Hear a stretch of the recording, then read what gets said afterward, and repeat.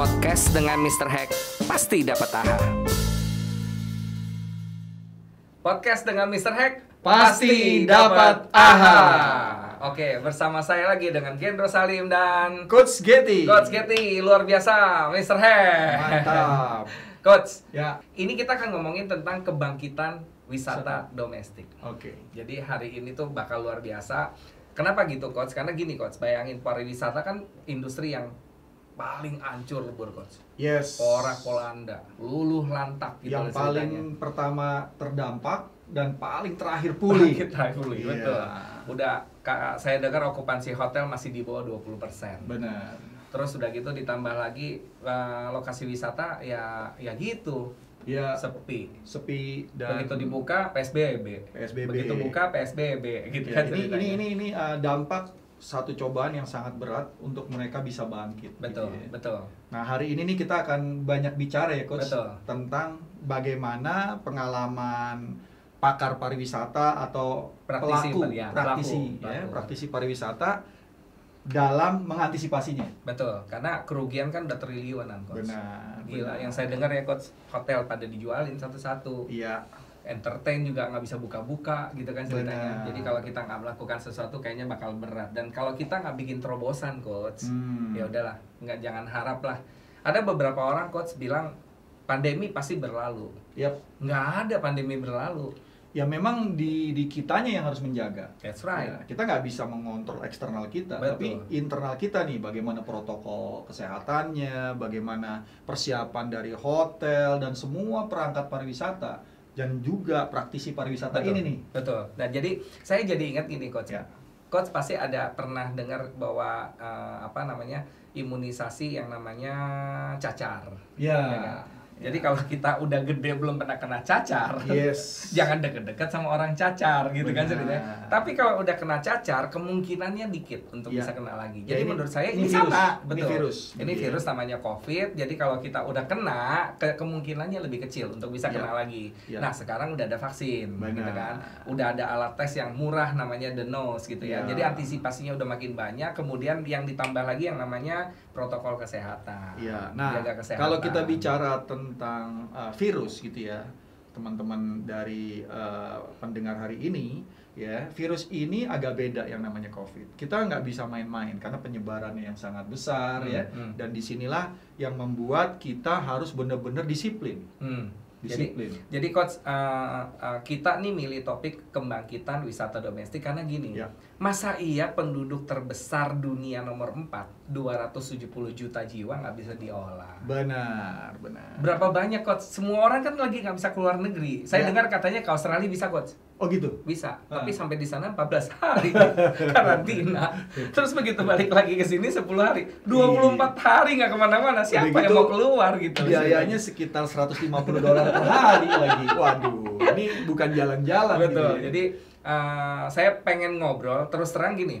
Memang yang narasumber hari ini memang bukan pelaku domestik. Oke. Tapi saya pengen ya ngelitik-ngelitikin dikit gitu. Kalau Ya. kita nggak bikin terobosan terus kita ngomongin ke luar negeri, padahal kita punya harta kekayaan yang luar biasa. Ya.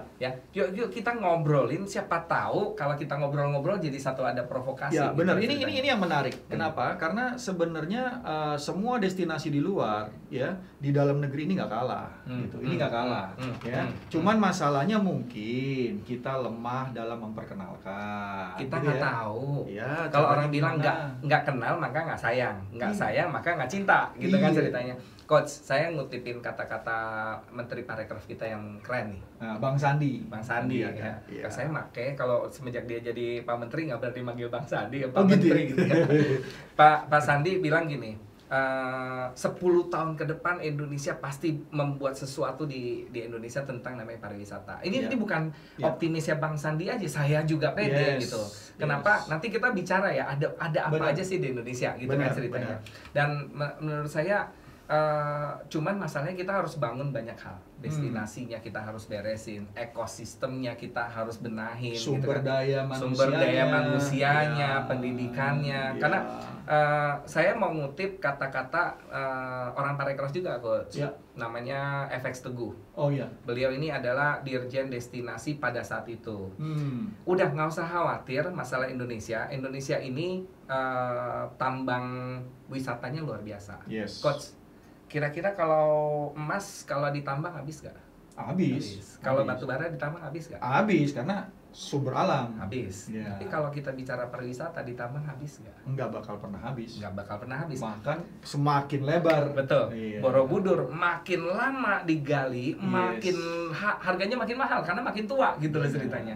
Dan nanti kita kopek dikit-dikit gitu ya. Dan terakhir saya percaya justru gara-gara pandemi ini saya percaya kita harus membangkitkan wisata domestik ini gitu loh. Dan menurut saya jangan-jangan dia bisa jadi lokomotif, Coach. Benar. Untuk pergerakan ekonomi kita. Benar, karena memang sekarang ini ya, kalau kita lihat ya, informasi terhadap kita yang ada di Indonesia tentang kekayaan pariwisata Indonesia, kita kalah sama orang bule. That's right. Bahkan justru orang di luar sana lebih tahu tentang apa yang kita punya gitu. Nah, ini menarik. Ini saya cerita dikit sebelum nanti kita panggil narasumber kita. Coach, waktu saya lagi mau diving di Labuan Bajo, Coach.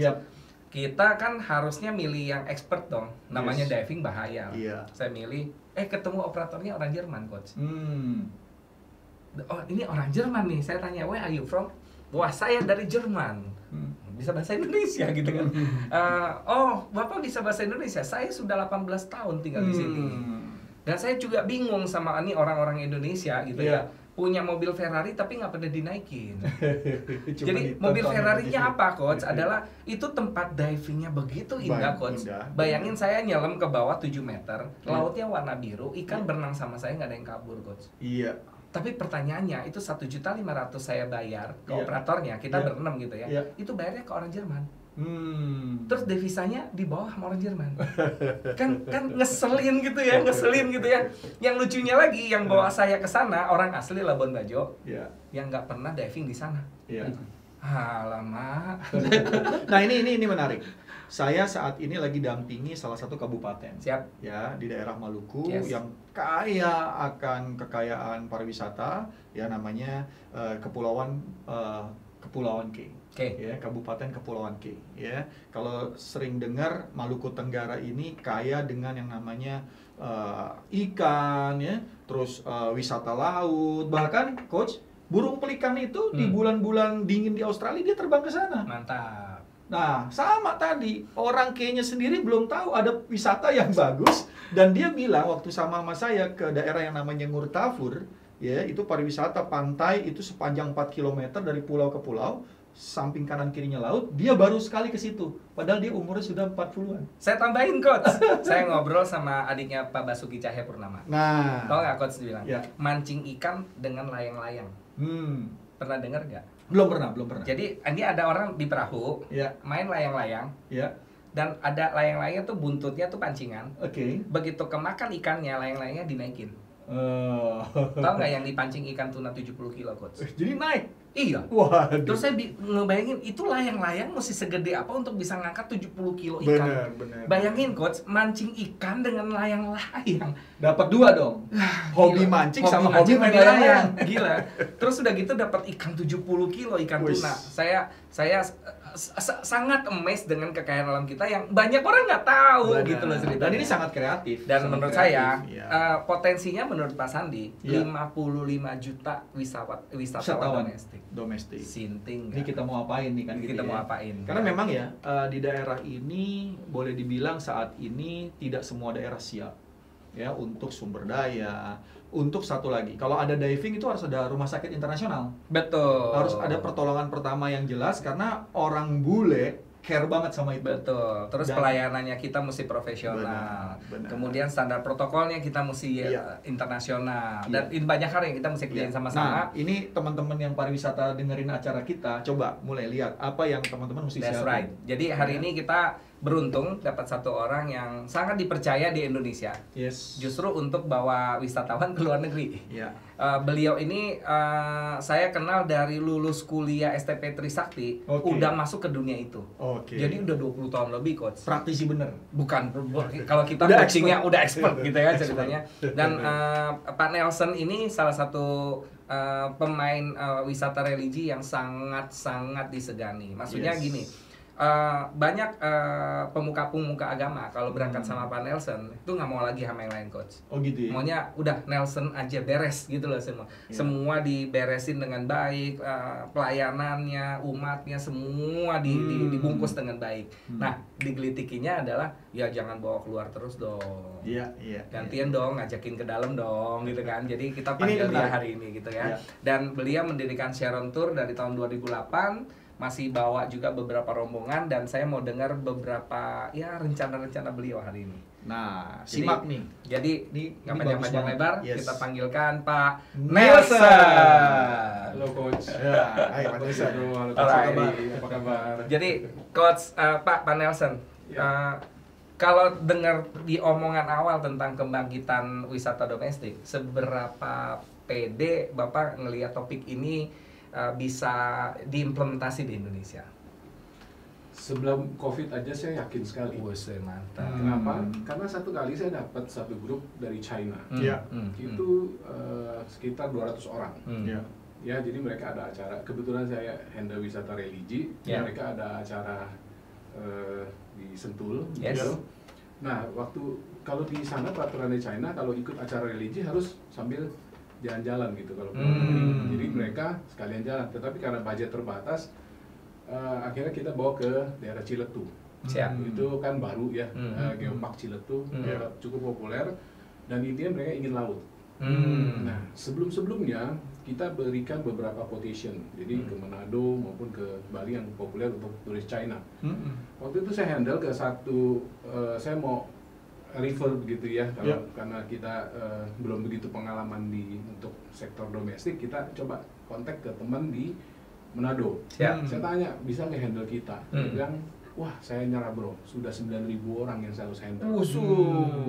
Turis China only ya. Nah, jadi itu sebelum pandemi aja saya rasa Indonesia itu akan jadi seksi sekali dan rajanya tourism di dunia, karena banyak sekali yang belum dieksplor lagi. Ya, saya sering sales call karena konteksnya ke beberapa pendeta atau gereja-gereja di sekeliling Indonesia. Saya lihat banyak sekali hal-hal yang sebenarnya masih bisa digali. Kalimantan, ya, Papua, ya, dan juga di Sulawesi. Iya, daerah timur masih banyak sekali gitu ya. Betul. Ya, jadi saya kadang-kadang ke pelosok ya di daerah Kalimantan Selatan.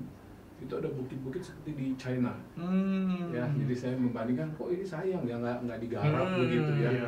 Terus bukan hanya kita turis, itu kan tourism bukan hanya soal sightseeing, experience, ya.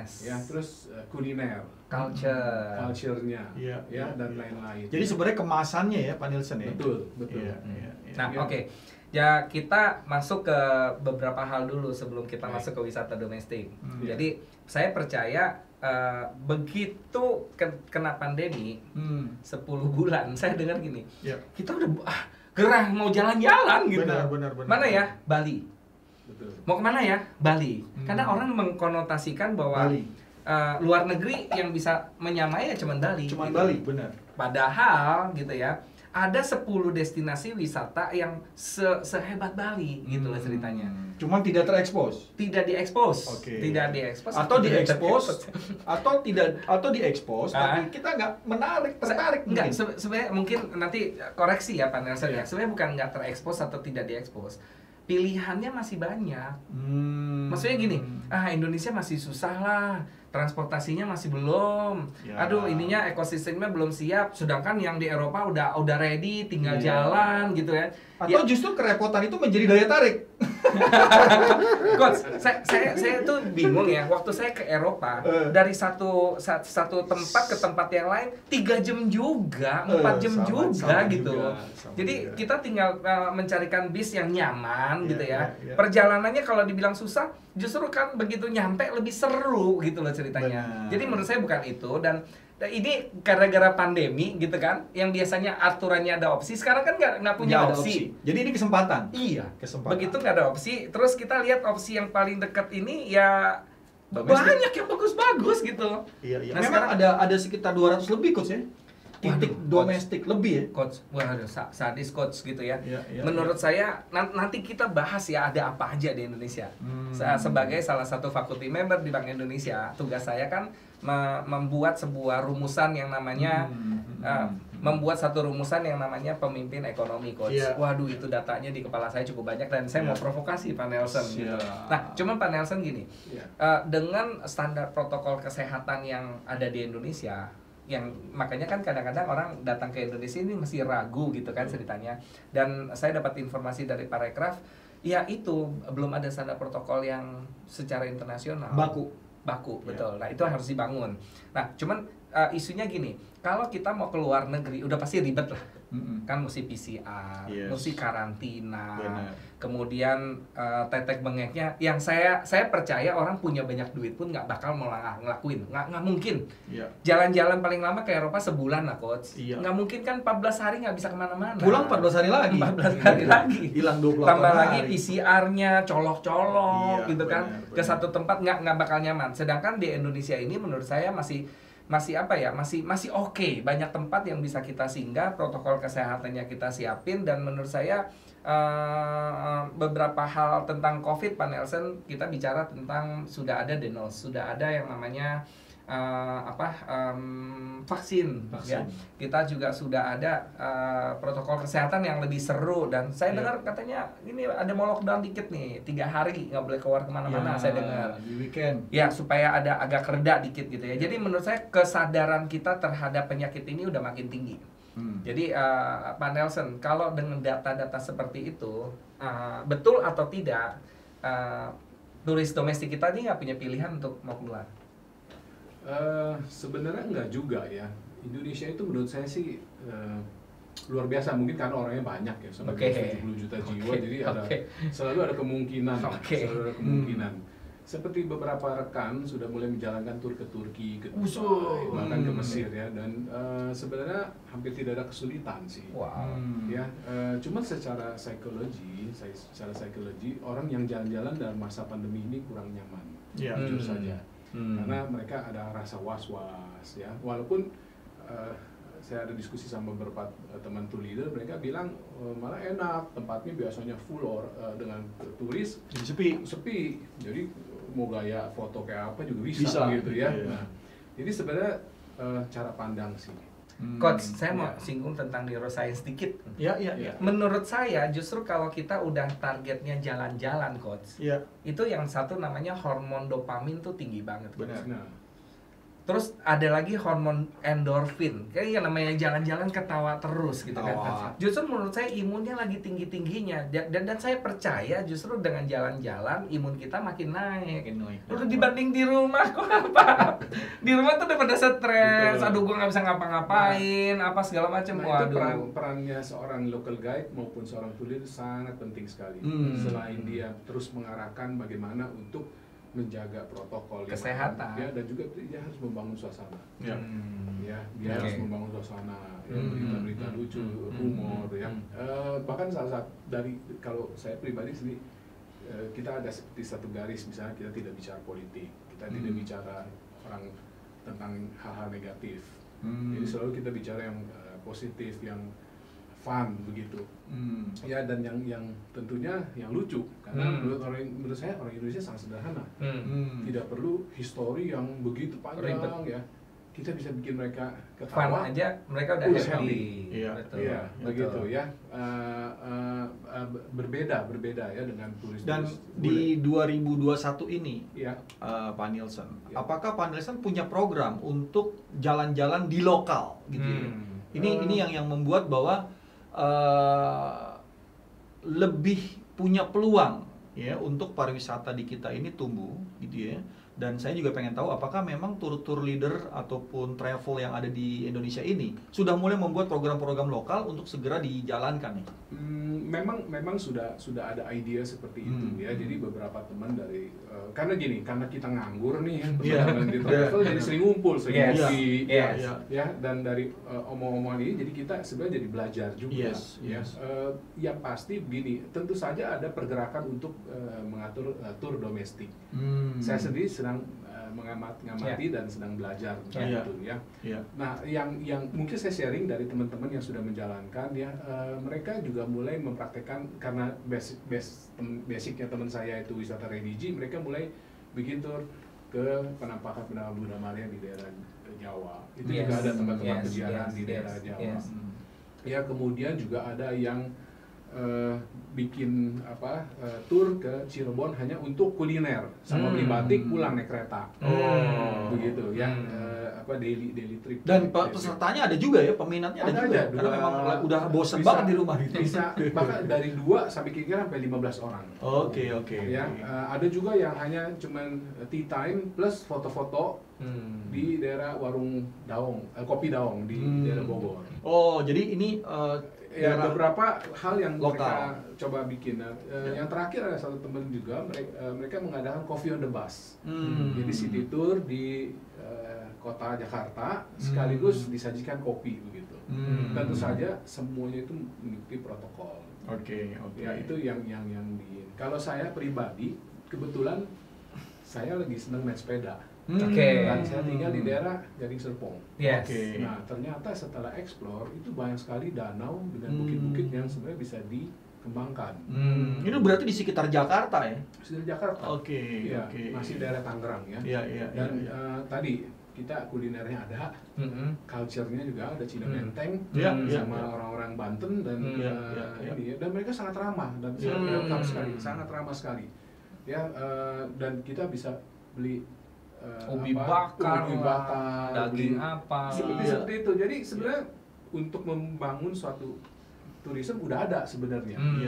Begitu ya. Jadi sebenarnya gayanya agak berubah sedikit gitu ya, tapi jalan-jalannya tetap gitu ya. Saya tertarik waktu Coach Getty bilang sekarang kita bikin jalan-jalannya yang buat orang-orang sehat dulu, jangan buat orang-orang tua gitu kan. Orang sehat lagi mau naik sepeda, atlet olahraga, yang nggak olahraga pun yang suka naik sepeda dulu. Tapi gitu masih kan, mungkin tidak ada masalah. Betul.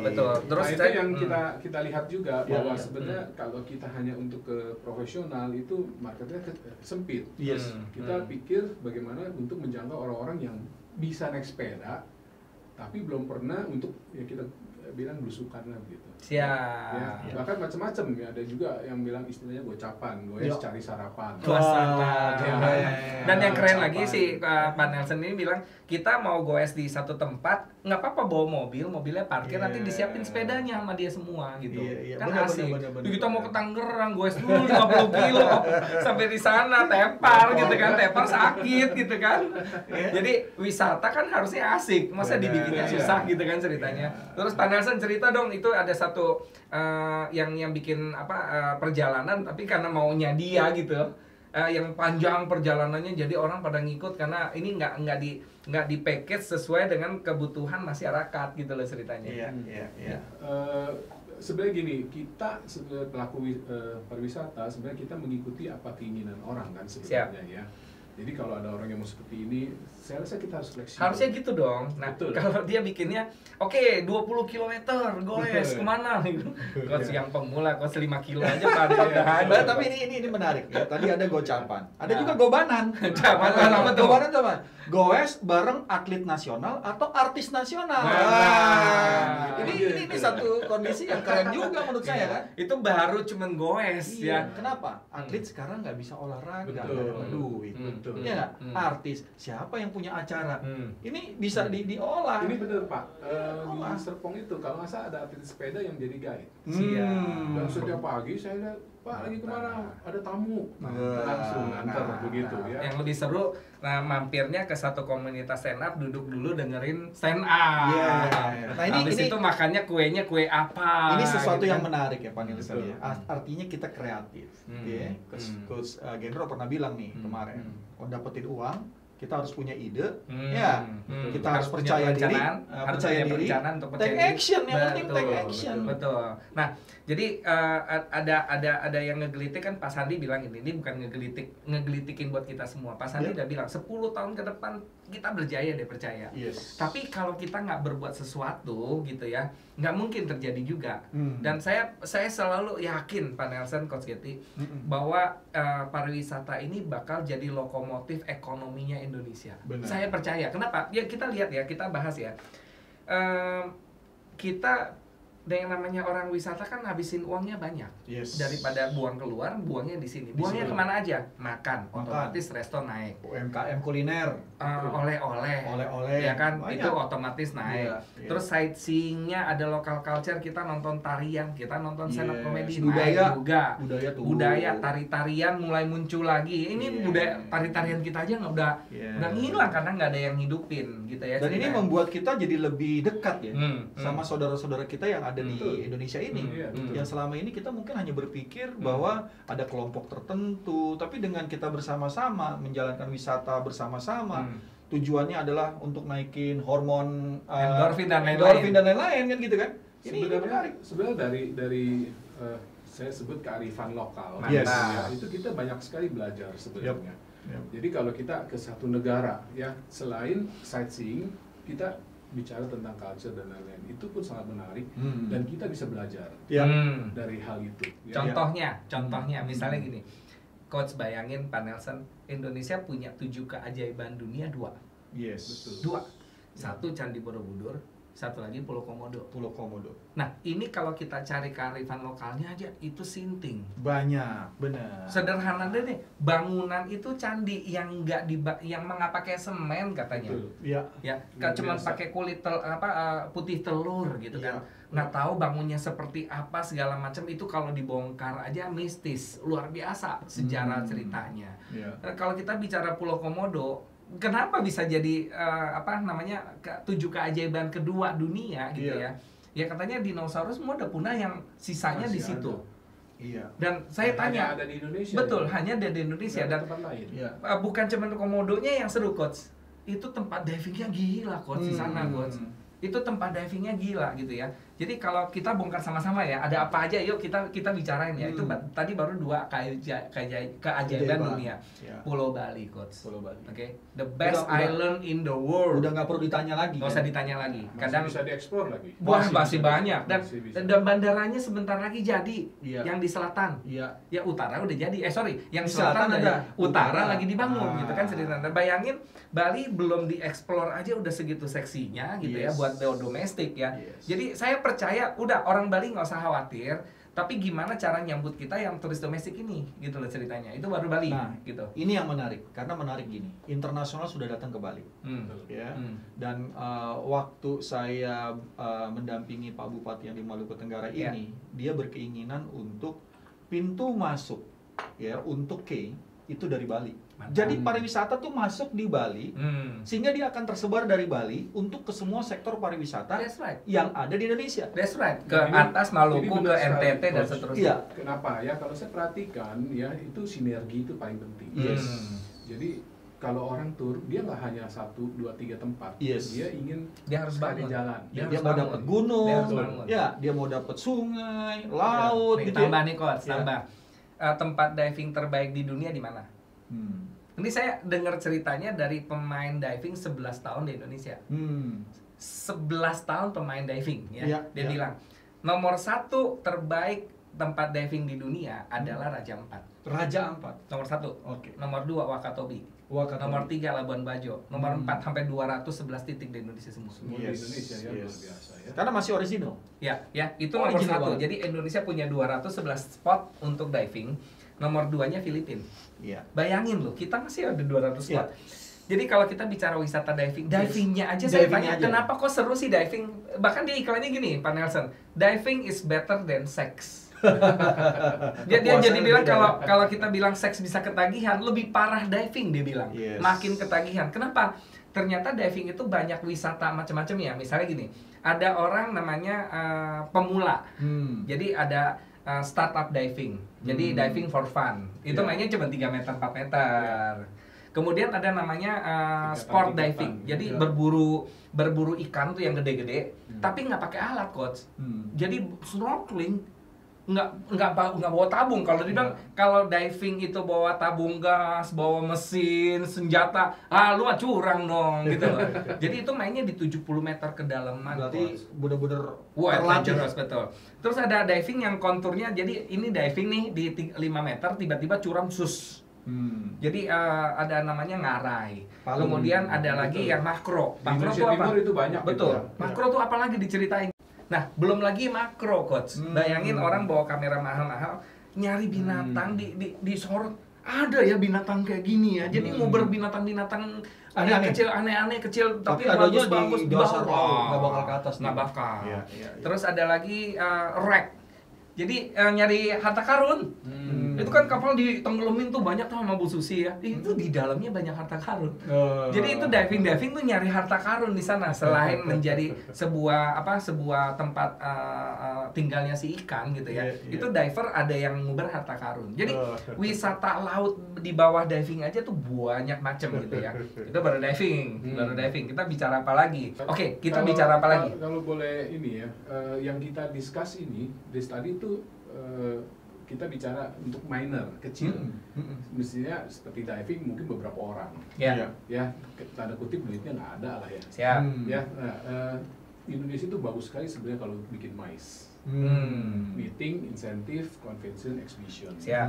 Ya, weather di Indonesia bagus sekali. Ya, nggak perlu dingin gitu ya. Pakai baju tank top selesai. Betul. Ya, jadi sebenarnya kalau kita bisa invite misalnya satu acara besar di Indonesia itu make money. Itu nice. Kalau kita ngomong konteksnya conference besar untuk tourism ya. Tourism. Nah, itu kan orang conference nggak hanya conference, mereka pasti event olahraga besar gitu ya. Biasanya akan spend uang itu banyak sekali. Ya, cuman itu bagaimana ada lagi untuk dapat itu yang saya rasa nanti kita pikirin sama-sama. Dibuktikan dari fasilitas dan lain-lain. Dan saya menarik tadi kalau kita bicara wisatanya sport, ada lagi adventure. Oh iya. Ya, selain diving tadi gunung, coach. Gunung. Waduh, Indonesia gunung jumlah yang terbesar, terbanyak di dunia. Kalau nggak salah nomor 3. Saya cari tahu. Iya, itu banyak banget. Dan gunung aktifnya, waduh. Jadi ada 70 gunung aktif. Jadi hikingnya, kemudian trekkingnya, wah itu kita baru bicara gunung. Saya searching ya, coach ya, lebih dari 500 coach, lebih dari 500 di Indonesia. Kita baru bicara gunung, dan di mana ada gunung ada air terjun. Waduh, jangan bicara betul. Danau, belum bicara danau. Itu baru spot ya. Dan menariknya, ini saya mau ngangkat kearifan lokal. Setiap gunung ada ceritanya. Betul. Ini kenapa gunung ini ada di sini ya? Jadi kalau saya pernah dengar Mbah Nijan, itu kan dibilang juru kunci itu, coach.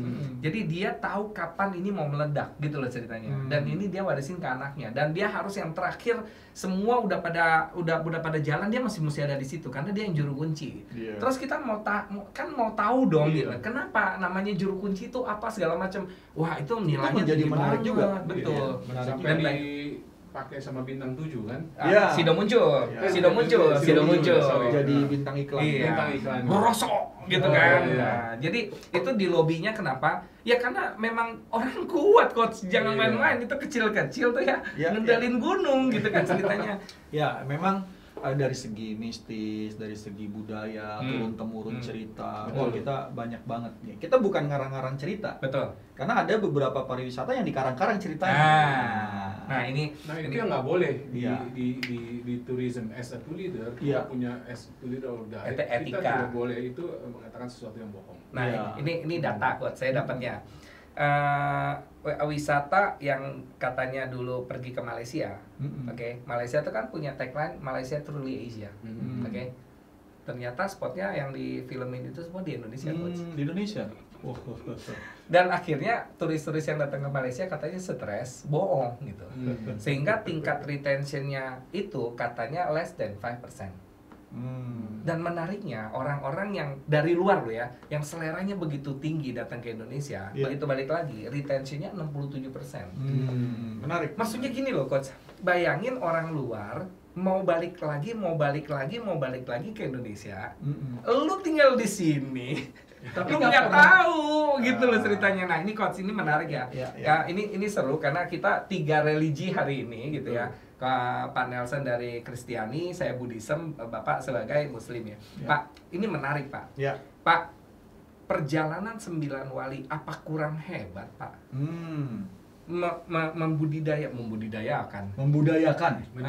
menyiarkan agama Islam dengan budaya pendekatannya sampai menjadikan negeri ini adalah Muslim terbesar di dunia.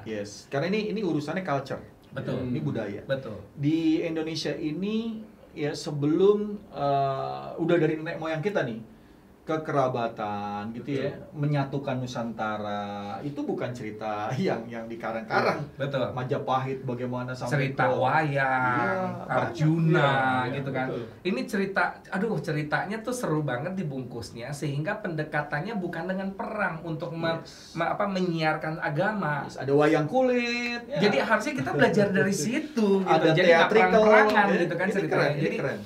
Itu baru kita bicara wisata religi. Dan saya keliling 39 kota di seluruh Indonesia Pak Nelson. Semenjak kerjaan gini ya. Itu gereja-gereja yang dibangun oleh orang-orang Belanda juga keren-keren.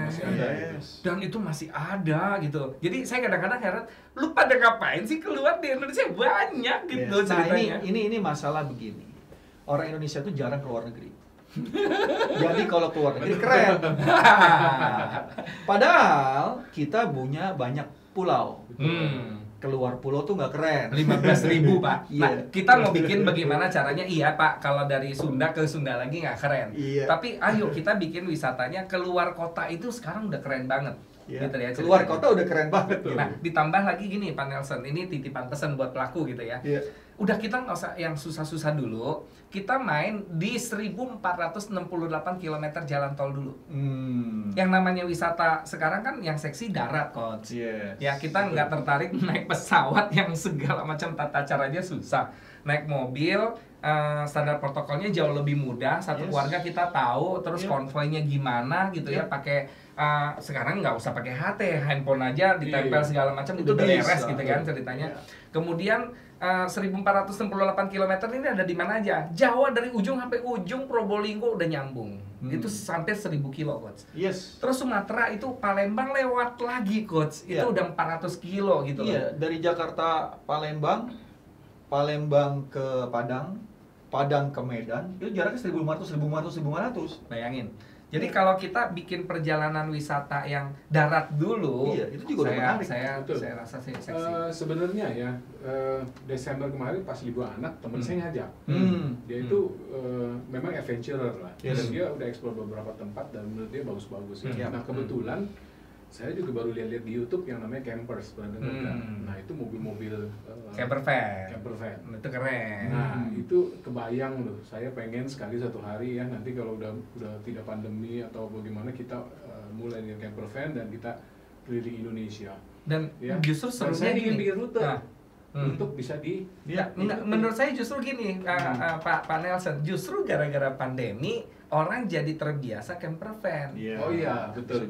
Bukan cuma staycation, dia tidurnya udah di mobil kita sendiri karena kita jaga kesehatan kita gitu. Itu nggak dicampur-campur yang lain. Gitu. Apalagi sekarang kan cuma bawa bukti vaksin kan?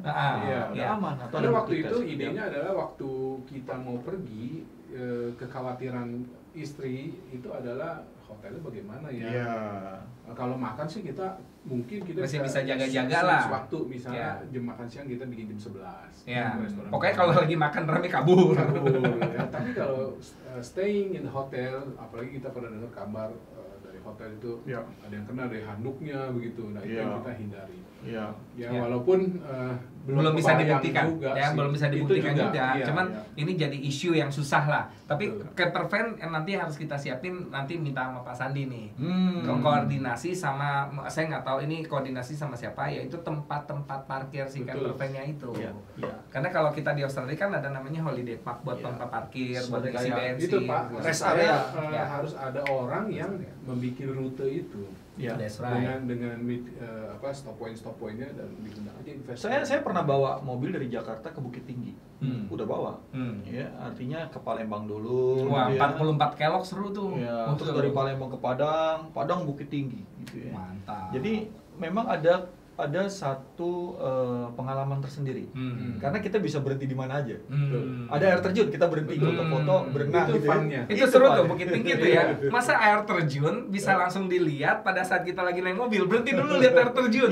Itu air terjunnya bener-bener di depan. Biasa kan kalau mau air terjun susah gimana ya. Di pinggir jalan. Di pinggir jalan gitu ya, 44 kelok. Sama yang saya lakukan waktu bersepeda. Jadi yuk kita belusukan sama teman berdua aja. Lihat aja di Google Map. Ada apa sih di sekitar, kita stop aja. Dan ternyata ya itu kita ketemukan banyak sekali danau-danau. Pak, dibangun dong ekosistemnya, maksudnya ya mulai dicatat gitu kan. Dan saya percaya kalau kita eksplor tuh ada pemainnya, kita tinggal rapihin. Pak, kita data ya. Tadi kita udah ngomong gunung, kita udah ngomong pulau, kita udah ngomong laut gitu ya. Kita belum ngomong danau, kita belum ngomong air terjun, kita belum ngomong goa gitu ya. Semuanya ada di sini. Ya, makanya nih para pendengar acara YouTube kita nih, ya podcastingnya You Coach, Anda harus ikut pembicaraan-pembicaraan seperti ini. Supaya Anda tahu, Anda akan belajar dengan You Coach dan belajar dengan kita para coach, belajar dengan praktisi, apa yang harus Anda siapin gitu. Nah, yang terakhir saya mau ngomong kepada pelaku Backcraft. Ya. Bayangin makanan terbaik dunia ya, Pak. Rendang. Itu terbaik dunia. Master chef-nya aja kesini belajar. That's right. Saya udah keliling dunia, saya rasa rendang is the best benar. That's right. Nah, ini baru rendang, Coach. Pak, kita belum bicara kepiting yang dari Papua. Waduh. Ini lapar nih. Nah, belum makan ini kan rumput laut yang ada di rumput laut. Mantap. Itu kayak makan agar memang. Belum makan ikan yang matinya baru sekali. Nah, pernah dengar nggak mati sekali? Jadi ya, gini, dari laut langsung diambil kan? Dari laut begitu nyampe di perahu langsung dipotong. Itu mati sekali. Lah, di Jakarta tuh matinya udah dimakan. Didiaminin dulu, dikirim lagi, masuk ke pelelangan, masuk ke restoran, masuk ke pendinginan, itu matinya udah berkali-kali. Jadi kurang seger. Waduh, itu bener yang namanya ikan pancingan seder gitu ya, teman tinggal dibakar, dipotong. Ya. Jadi inilah pariwisata. Betul. Gitu kan? Ya, jadi ada wisata kuliner, ada wisata adventure, ada wisata religi, ada wisata budaya, ada wisata sport. Kurangnya apa sih? Berkaitan dengan wisata kuliner, ada satu rekan saya, dia punya komunitas sendiri yang setiap minggu hanya kuliner. Lucu ya, jadi 10 orang, 8 orang gitu ke satu restoran, pesannya sedikit, jadi sharing. Sesuap-sesuap. Nanti kasih mereka komentar. Jadi satu hari itu bisa ada rekamannya nggak tuh, Anderson? Dia rekam? Wah, saya harus cek sama dia. Soalnya itu menarik sekarang. Nah, tahu nggak? Ada ini data terbaru. Konsumsi orang-orang yang konsumsi bakmi terbanyak dunia nomor 2 Indonesia. Bakmi. Nomor 1 di Cina gitu kan. Itu pasti. Ternyata nomor 2 ada di Indonesia. Gila, wisata kuliner bakmi doang. Bakmi doang, Pak. Satu jalan, Pak, toko bakmi semua. Oh gitu. Penuh semua. Saya rasa ada 20 toko. Tapi penuh semua. Penuh dan kalau Sabtu Minggu, itu rame itu. Nah, jadi gini, Pak Nelson. Kalau kita udah bicara seseru ini banyak banget yang kita bisa olah. Pertanyaannya kok gimana caranya supaya orang-orang Indonesia tahu ada ini? Jadi Coach, ini usulan gila saya ya. Ini harusnya Bang Sandi ini harus mewajibkan. Kalau dulu kan Pancasila diwajibin. Kalau sekarang saya mau kalau bisa setiap pelaku usaha harus mengkampen wisata asal masing-masing. Terus itu menarik. Betul. Terus udah gitu pokoknya bikin perlombaan yuk tentang spot daerah masing-masing gitu ya. Sehingga wonderful Indonesia ini bisa bayangin artis kan masih ngomongnya gibah gitu. Kenapa nggak ngomongin tentang pariwisata? Kenapa kita nggak bikin podcast ke arah wisata gitu loh ceritanya. Jadi betul, selebgramnya. Jadi udah nggak ada ampun gitu ya. Kalau ini dihajar sama Bang Sandi, ini bisa jadi momentum. Tapi sebenarnya sekarang gini, mungkin belum terintegrasi, tapi sudah ada videonya. Betul. Jadi sudah ada tuh gini, gambar-gambar amatir, video-video amatir, dan ini diunggah gitu ya sama tour travel sama tour readers. Nah, bisa dia yang bikin video sendiri. Pakai video dari udara gitu kan. Sebenarnya teman kita ada beberapa juga yang mulai sedang lagi build up satu aplikasi sih, aplikasi yang untuk ya itu pariwisata, tapi karena kita konteksnya mancanegara ya semua, ya, jadi di sharing kan untuk bagi siapa yang download aplikasi itu dia bisa dapat data informasi mengenai semua objek wisata ini. Ya, kalau saya jadi Pak Sandi misalnya gini, pokoknya yang followersnya udah mencapai 1 juta di bidang pariwisata dapat subsidi dari Menparekraf. Semua orang berlomba-lomba dong bikinin konten tentang wisata gitu loh. Itu kan sosial media keren banget, TikTok, Instagram, YouTube, kejar dulu di sana, bikin viral gitu kan ceritanya. Terus udah gitu perlombaan kuliner, ya jadi pokoknya Pak Sandi tuh setiap bulan nyobain makanan terenak yang dari kampung ini, makanan terenak dari kampung itu, gitu kan ceritanya. Tapi coach, yang sorry ya menjala, yang cukup penting itu adalah pelaku pariwisata sendiri di tempat tersebut. That's right. Ini contoh waktu saya bersepeda di danau. Itu bayangin ya, ada hutan bambu, view-nya danau. Langsung kebayang kepala saya, coba kalau kita ngopi di sana gimana? Nah, itu yang belum dikembangkan sama orang-orang setempat. Itu kan kita pelaku pariwisata, jadi kita langsung tahu. Nah, gini Pak Nelson, saya kecil ya, sorry betul, ya. tapi saya akan ngomongnya gini, yang belum dibangun menurut saya akan effort. Saya udah keliling sekali lagi 39 kota yang udah dibangun banyak. Contoh misalnya, saya udah ke Jepang. Ada namanya hutan Arashiyama. Arashiyama. Itu hutan bambu kan, keren. Tapi begitu saya sampai di yang namanya Desa Panglipuran, itu bambunya lebih keren lagi. 5 warna. Warna hijau, warna coklat, warna merah, warna hitam, warna kuning. Bukan dicat ya? Loh, ada artinya masing-masing. Oh gitu. Jadi hijau kan masih muda. Udah gitu agak kuningan. Terus udah gitu mulai warnanya berubah menjadi warna merah. Terus nanti gradasi gitu kan. Dan ternyata pemakaiannya masing-masing beda. Jadi kalau yang hitam itu biasanya buat upacara yang lebih keramat. Merah itu buat apa? Coklat itu buat bikin alat musik. Hijau itu buat buat bikin gapura-gapura gitu loh. Dan mereka tuh punya ya historinya sendiri, tapi nggak ada yang datang gitu Pak. Terus udah gitu, itu lokasinya di tempat yang namanya Desa Panglipuran, desa terbersih dunia nomor 3. Terus di sana ada namanya Danau Batur, di mana kedalamannya Pak Nelson 200 meter dan ikan mujairnya enak banget. Di sana ada geopark. Terus di sana ada tempat berenang di mana air belerangnya tidak bikin sakit mata. Terus di sana ada yang namanya pura yang di dalamnya ada kelenteng Cina. Dan ternyata orang Bali, Raja Bali sudah berasimilasi dengan orang-orang Cina dari awal. Dan itu sejarahnya di situ semua. Bahkan Bali Age yang namanya orang meninggal itu bukan dibakar tapi ditaruh. Yang namanya trunyan gitu kan. Bayangin kuburan wangi. Ada mayatnya tapi kita nggak cium bau mayatnya gitu kan. Saya harus pergi itu. Dan ini semua Pak Nelson di satu tempat gitu.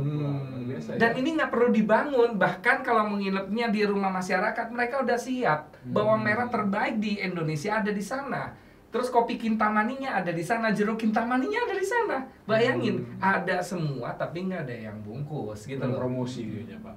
Betul. Nah jadi bagaimana waktu saya ngobrol sama Pak Made gitu ya, Pak Made Gianyar, ayo Pak kita bikin gitu loh ceritanya. Nah ini harus berpegangan tangan semua pelaku, kemudian pariwisata, penikmat wisata, semua bareng-bareng dong bikinnya gitu. Jadi menurut saya kita pilih dulu spot-spot yang gampang-gampang dulu. Karena kan kita mesti nyolong start kan.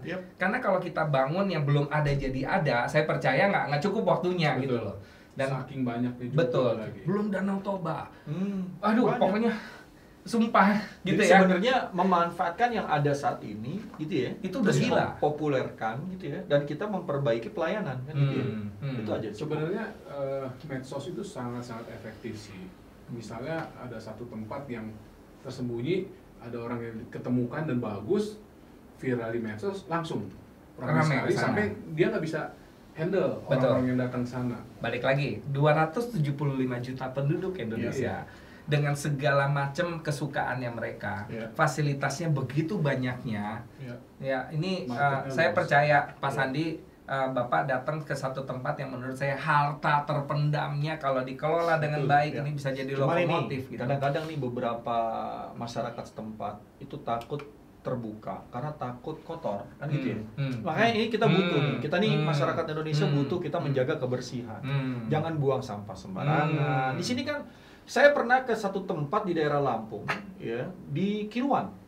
Teluk Kiluan, itu lumba-lumba. Di situ tuh lumba-lumba populasi terbesar. Jadi saya tuh naik kapal ya dari Teluk Kiluan, naik kapal nelayan. Satu kapal cuma bisa bertiga ke tengah laut kira-kira 2 kilo dari pantai. Oke. Wow, itu lumba-lumbanya ratusan di samping kita berenang. Itu di Teluk Kiluan. Tapi masyarakat sana sangat sangat menjaga untuk orang yang datang ke sana nggak boleh bawa plastik, nggak boleh bawa apa segala macam, supaya dia nggak buang sampah sembarangan. Karena orang Indonesia nih dia buanglah ke laut. Betul. Ini satu saya bilang. Jadi harus ada pendidikannya gitu. juga. Kalau di Jepang ya, itu tidak disediakan tong sampah di mana-mana. Sampai kita masukin bawa mau harus dibawa. Sampai rumah udah dibuang. Kalau nggak kena denda kan gitu. Betul. Nah ini yang mesti kita harus galakan juga. Jadi kita bisa memasyarakatkan semua fasilitas pariwisata dengan sosial media. Kita bikin TikTokan gitu kan, ceritanya tapi semua dibangun. Teman-teman juga harus jaga yang di wilayah sana untuk bersih gitu. Kesadaran juga ya, Pak. Kebetulan saya waktu bersepeda itu saya sering cium bau sampah. Dibakar maksudnya. Sorry. Ini kenapa ya kita mau olahraga ada ini. Nah, ternyata ya ini praktis sekali orang-orang di kampung mereka ada sampah buang aja. Dan tidak ada pengolahan instansi tertentu untuk kalau kita tinggal di komplek perumahan ada dia datang setiap hari kumpulkan sampah, kita bayar iuran. Ya tapi buangnya di situ Pak, buangnya di situ TPA-nya gitu. Itu yang masalahnya. Di warga-warga seperti ini kasihan sekali sebenarnya mereka. Ya terpaksa ya mereka. Ya ini mekanisme. Kalau kita bicara pasti nanti akan banyak sampah kan gitu. Nah ini yang harus pengolahan. Nggak apa-apa, nanti pokoknya that's what buat saya that's a good problem Pak. Kita bisa beresin. Betul. Ini bilang lumba-lumba saya jadi ingat ini Pak. Pernah nggak datang ke satu kota namanya Palangkaraya? Iya. Itu kalau udah jam 4 sore nggak kelihatan matahari karena ketutup sama burung walet. Pak, burung waletnya nutupin langit Pak. Wow. Itu burung walet semua Pak, nutupin langit. Bisa bayangin berapa banyak burung waletnya Pak gitu. Aduh pokoknya Pak, Indonesia itu luar biasa. Itu ada satu lagunya Naura Pak, lukisan Indonesia. Ya, jadi coba kita dengerin lagu ini, bahwa Tuhan menciptakan Indonesia itu kayak lukisan. Pertanyaannya, kita mau jaga nggak lukisan ini? Iya, itu PR-nya. Betul. Nah Pak Nelson, rintangan paling besar kalau kita mau jalanin ini, apa yang harus kita beresin satu-satu? Tadi Coach Getty bilang sampah, sosialisasi, kedisiplinan. Apalagi sih Pak, menurut Bapak kan dia pelaku yang denger kok ngoceh-ngoceh hari ini di bisnis ya. Kalau saya pikir gini, kita harus secara holistik melihat suatu pariwisata, suatu industri atau suatu bisnis gitu ya. Sinergi itu Pak tentu saja dari nomor satu, sinergi dari yang my opinion. My opinion sinergi, misalnya ya tadi sarananya harus saling berhubungan. Yang kedua masyarakat setempatnya juga harus bisa menerima begitu ya. Berarti melatih pelayanan ya, melayani. Kenapa Bali sukses? Karena Bali sudah terima turis dari tahun 80-an. Buat mereka bule mau begini cuman pakai tank top diisi bensin nggak ada masalah. Buat kita di Jakarta, waduh ini aneh sekali gitu. Seperti itu. Ya jadi ada. Berarti kayak Thailand ya. Mereka udah menjadikan benar-benar yang namanya turis itu jadi pundi-pundi ekonomi. Tetapi apakah kita harus seperti itu? Karena kita kan balik lagi local culture kita, betul. Nah kalau saya sering bawa ke Holy Land, ke Yerusalem, ke Israel. Ini orang-orang Arab dengan orang-orang Yahudi yang mereka bisa juga menjaga untuk turis yang seperti apa. Jadi karena konteksnya religi ya mereka akan konteksnya religi. Ini ada yang lucu gini ya. Kalau dibilang sepatu sering hilang di masjid, ternyata di Turki juga hilang Pak. Sama. Jadi waktu kita masuk ke masjid di Turki dikasih plastik. Jadi sepatunya ditaruh di plastik terus kita bawa gitu. Jadi ada banyak hal yang kita harus berubah tatanannya supaya nggak berantakan gitu loh. Jadi sebenarnya ini Pak Nelson ini bisa kasih kita banyak contoh apa kebiasaan-kebiasaan di luar yang harus dibawa ke sini sehingga masyarakat kita yang menjaga. Saya jadi ingat waktu saya di Labuan Bajo itu ngeliatin tripang Pak segede gini. itu tripang segede gini di laut aja, direbus segede gini Pak. Bayangin tripangnya segede gini, direbus segede mana gitu kan. Saya bilang kan, boleh saya ambil nggak? Ya kalau Bapak ambil satu, semua pada ngambil. Terus nanti yang nyelam ke sini ngeliat apa dong Pak? Jadi nggak boleh Pak. Nah itu orang lokal juga udah pada tahu sebenarnya. Jadi ini tinggal bahasa saya disiarkan. Harus sebenarnya ada aturan sih, welcome, dan mereka harus mengerti dengan turis itu. Ya turis pun harus tahu. Ya, akan kebiasaan dan kalau saya ngelihatnya begini, kita punya budaya gitu ya. Betul. Kita punya budaya. Artinya budaya kita juga punya banyak ragam agama. Betul. Dan itu juga satu ketertarikan, kekayaan, betul. Kekayaan. Jadi ya dia nggak bisa melakukan apa yang dilakukan di negaranya di sini seenaknya kan, nggak bisa kan. Artinya di Bali pun boleh dibilang bebas, tapi dia juga tetap punya aturan gitu. Kalau kita di bidang travel itu ada yang namanya kalau itu hal-hal perhatian. Jadi sebelum mengadakan tour kita melakukan briefing tour. Nah, itu jadi jelas. Misalnya apa yang boleh, apa yang nggak boleh. Nggak boleh. Ya, nah, memang yang culture di sana gitu ya. Yang lebih, ya mungkin lebih hal-hal praktis seperti copet, hati-hati. Saya percaya. Kita ngomong copet nih ya. Indonesia mah copetnya dikit. Orang paling banyak di dunia di Eropa. Meleng dikit hilang. Orang satu orang diincar sama 55 orang. Kita ngincar satu orang gitu kan ceritanya.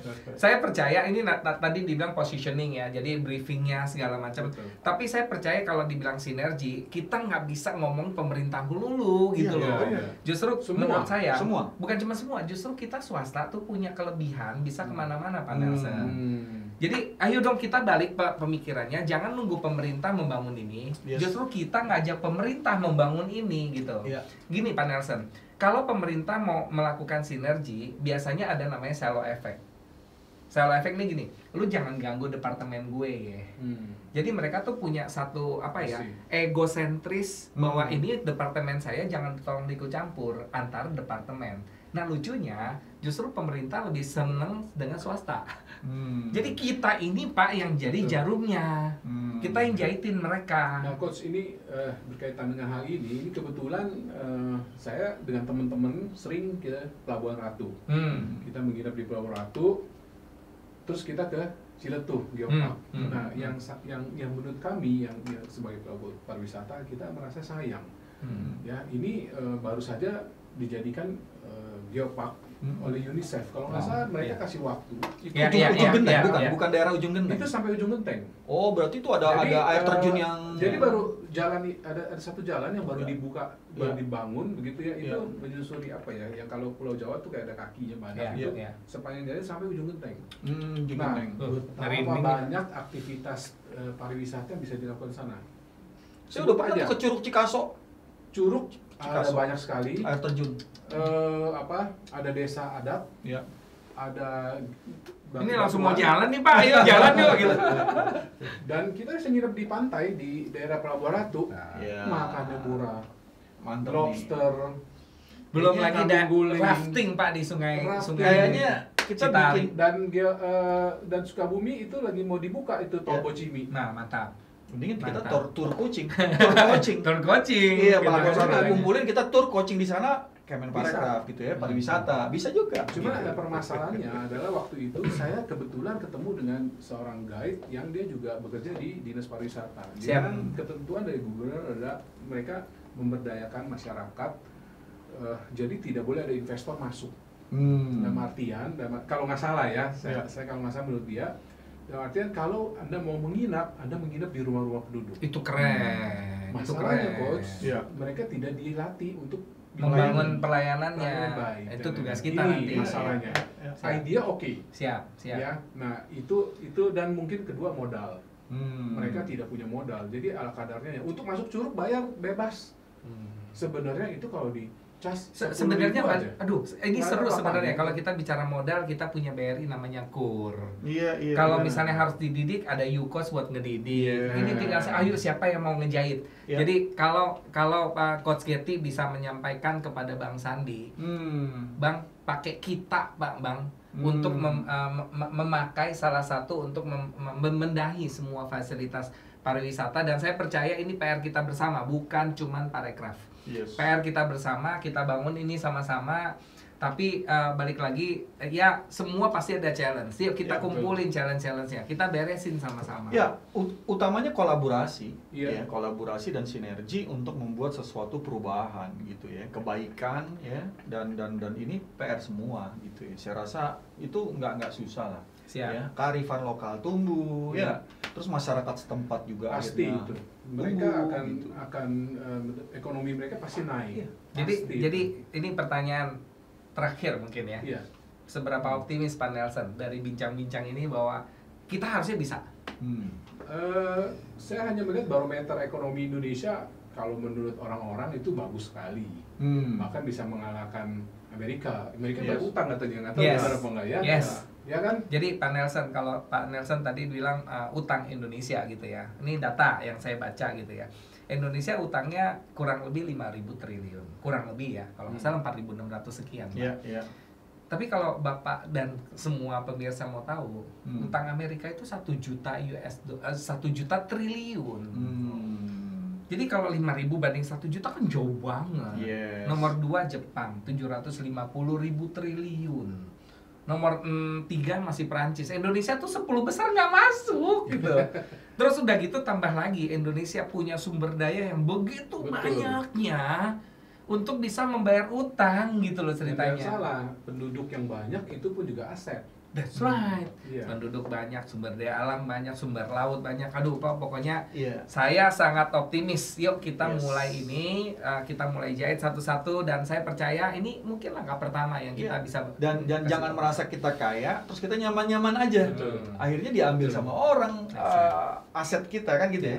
Mulai dari sekarang, ayo kita siapin, kita bersinergi, berkolaborasi. Apa yang Anda bisa buat, ayo buat kan gitu ya. Kita akan saling bantu.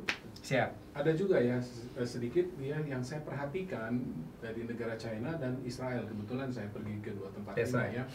Mereka mendidik anak-anak mereka untuk melakukan perjalanan wisata. Dimulai dari waktu masih kecil. Mereka tidak pergi ya, kalau kayak anak saya ya field trip ke Bogor paling jauh. Itu juga tuh. Sebenarnya kalau mereka itu bisa pergi sampai 2-3 hari. Dan mereka benar-benar tanpa orang tua. Hanya guru-guru mereka dan benar-benar didampingi oleh guide. Kita field tripnya SMA doang sekali. Udah gitu Monas saja belum pernah pergi. Kalau saya di keluarga saya, anak saya semua cinta adventure. Ya, kita naik gunung setiap tahun sekali. Kita ke mana-mana, ke laut, ke sungai. Ya, jadi udah terbiasa. Dan apa efek dari keluarga saya? Mereka punya sisi leadership yang bagus. Betul. Ya, itu wawasannya luas.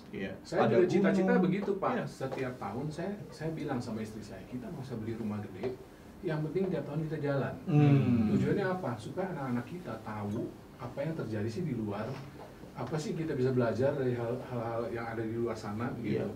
Nah itu yang kita dan membiasakannya bukan fasilitas. Betul. Misalnya gini, kita mau jalan-jalan ke daerah, misalnya waktu itu saya ke Pacitan, dia nanya, hotelnya apa Pak di sana? Enggak, kita nggak tinggal di hotel. Loh, kita tinggal di mana? Di rumah saudara. Mantap. Gitu ya. Terus ada yang nanya lagi, nanti dari Pacitan kita kemana? Saya naik Gunung Ijen. Naik Gunung Ijen. Terus kita tinggalnya di mana? Kita tinggal dulu di bawah rumah penduduk, terus kita naik ke atas gitu. Itu Pak kuncinya apa di pariwisata? Experience. That's right. Jadi dia bisa cerita. Kalau cerita, kamu liburan kemana? Oh saya hotel ini. Itu mah udah biasa. Hotel cuma main HP. Bener. Jadi saya apa jalan-jalan gitu. Jadi saya pengen kelitikin semua orang yang nonton video ini. Harus tahu what is wonderful Indonesia sesungguhnya. Jadi Pak, dan saya percaya, yuk kita buktikan how wonderful this Indonesia. Setuju. Akhir kata, saya Gendro Salim. Saya Coach Getty. Sampai jumpa di AHA berikutnya. Sampai jumpa di AHA berikutnya.